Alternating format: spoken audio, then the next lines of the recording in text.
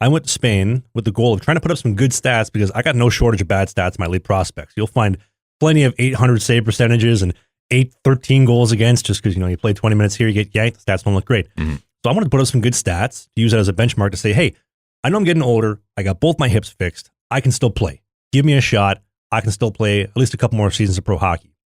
The second I saw this unfolding, after the team had gone one win the last 2 seasons, I thought, I'm going to get 70 shots a night. 50 of them are going to be from the slot, and it's going to be really hard to put up good numbers. Now, I love a good challenge, but we have to look realistically and say, I'm posting this online.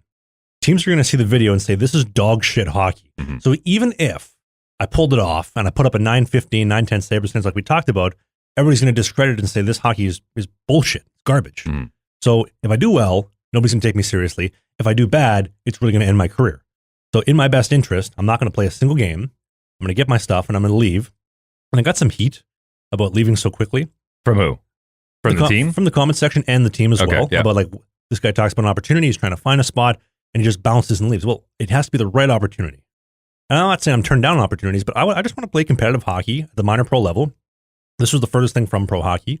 And I want to have something to work towards. I don't want to be dominating 18-year-old kids in a junior B caliber league. I want to play somewhere where I can compete, and it's a good challenge. I think that's what we all strive to.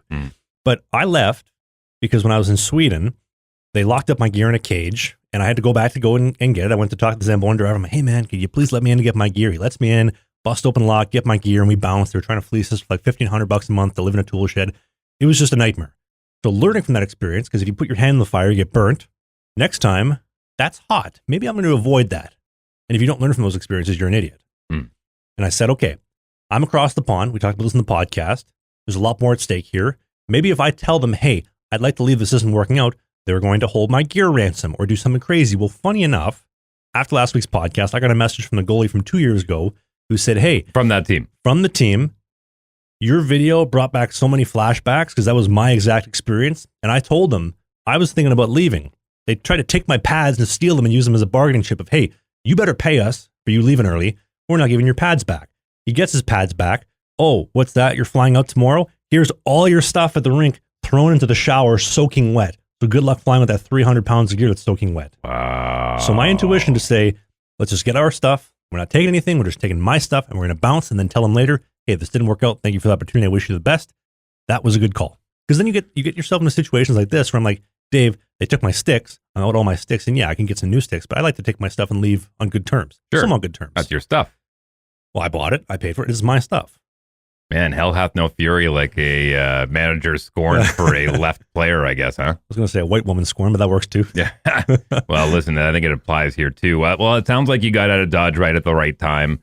It's unfortunate, again, because I think more so for you than anyone, because this was, you kind of put the majority of your chips on the table for this opportunity and ended up being a bust. And now you're kind of behind the 8 ball looking for a team for the rest of the season. Mm-hmm.